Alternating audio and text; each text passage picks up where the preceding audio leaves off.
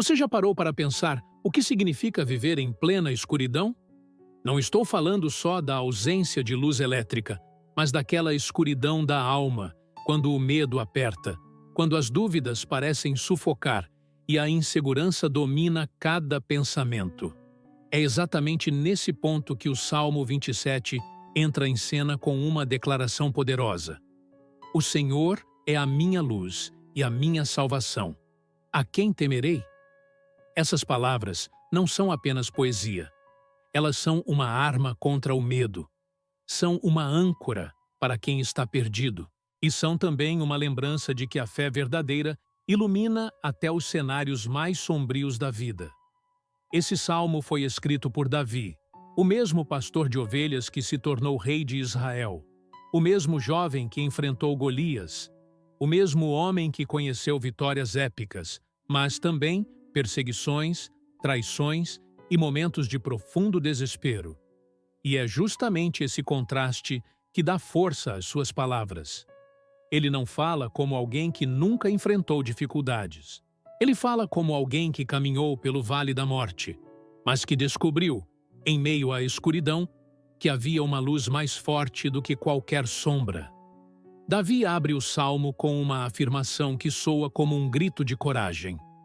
Ele não está perguntando, não está duvidando, ele está declarando: o Senhor é a minha luz e a minha salvação. E isso já muda tudo. Porque se Deus é a luz, então não existe escuridão capaz de apagar essa claridade. Se Deus é a salvação, então não existe inimigo capaz de destruir o futuro. E se Deus é a fortaleza da minha vida, então não há motivo para viver em pânico. É como acender uma lâmpada em um quarto escuro. A presença da luz expulsa automaticamente as trevas. Mas você percebe o detalhe? Davi não diz apenas que Deus é luz. Ele diz que é a minha luz. Isso é pessoal. Isso é íntimo. Isso não é sobre ouvir falar de Deus. É sobre experimentar Deus. É sobre sentir essa luz brilhando exatamente nas suas sombras. É como estar em uma estrada deserta à noite e, de repente, os faróis do carro iluminarem o caminho. A estrada não mudou, mas a sua visão mudou. É isso que a presença de Deus faz. Logo depois, Davi descreve situações que poderiam aterrorizar qualquer pessoa. Ele fala de inimigos que se levantam, de exércitos que o cercam, de guerras que parecem inevitáveis. Mas, em meio a esse cenário de caos, ele repete uma verdade. Ainda que um exército se levante contra mim, não temerá o meu coração. Ainda que estoure contra mim a guerra, permanecerei confiante. Essa confiança não é arrogância, não é fruto de autossuficiência. É resultado de uma fé enraizada. É a certeza de que a proteção de Deus é maior que qualquer ameaça. Pense em quantas vezes a gente se sente cercado. Cercado por problemas financeiros, por conflitos familiares, por diagnósticos médicos, por medos que nem sempre conseguimos explicar. Nessas horas, parece que há um exército invisível tentando nos derrubar. Mas o Salmo 27 nos lembra que a presença de Deus é muralha, é refúgio, é abrigo seguro. Quando confiamos nele, os inimigos podem até gritar, mas não conseguem nos destruir. E então, o Salmo muda de tom e nos leva para um lugar especial. Davi diz: uma coisa pedi ao Senhor, e a buscarei, que eu possa morar na casa do Senhor todos os dias da minha vida, para contemplar a beleza do Senhor e aprender no seu templo. Perceba o que ele está pedindo. Ele não está suplicando por riqueza, não está implorando por poder, não está sequer pedindo para que seus inimigos desapareçam. Ele pede uma coisa: estar na presença de Deus. Essa é a prioridade. Esse é o maior desejo. Porque Davi entendeu que, se ele tiver a presença, ele tem tudo. É como alguém que poderia escolher qualquer presente, mas escolhe apenas estar perto da fonte de todos os presentes. Davi sabia que na presença de Deus há proteção, a direção, a paz. É no templo, no lugar de adoração, que ele encontra forças para enfrentar as batalhas do lado de fora. E essa é uma grande lição para nós. Muitas vezes, buscamos soluções em todo lugar, menos onde deveríamos. E esquecemos que a chave para enfrentar a vida não está em controlar tudo, mas em descansar na presença daquele que controla tudo. O Salmo continua e nos mostra uma imagem de cuidado. Davi declara que, no dia da adversidade, Deus o esconderia em seu pavilhão, o colocaria no alto de uma rocha.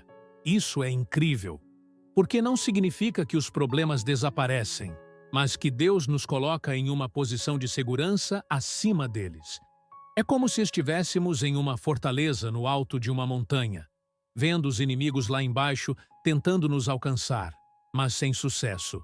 Essa é a confiança de quem sabe que não está sozinho. E então, Davi fala de louvor.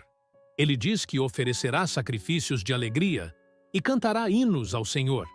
Veja como isso é profundo, porque ele não está dizendo que vai cantar depois que a guerra acabar, depois que os inimigos forem derrotados. Ele está declarando que vai adorar mesmo em meio à batalha. É como se dissesse: a minha vitória começa com a adoração. E essa é uma chave poderosa, porque muitas vezes esperamos a solução para então agradecer. Mas o segredo é agradecer antes, confiar antes, louvar antes. Esse é o ato de fé que move montanhas. A partir daí, o tom do salmo se torna ainda mais íntimo. Davi começa a orar, pedindo que Deus não se afaste, que não esconda o seu rosto, que não o abandone. Ele mostra sua vulnerabilidade, sua dependência, e é isso que torna esse salmo tão humano. Porque não se trata apenas de coragem inabalável. É também sobre medo, sobre fragilidade, sobre o coração que clama. E isso é maravilhoso, porque nos lembra que fé não é ausência de medo, mas a decisão de confiar mesmo tremendo. Davi chega a dizer: ainda que meu pai e minha mãe me abandonem, o Senhor me acolherá. Essa frase é chocante, porque os pais são o último lugar onde esperamos abandono.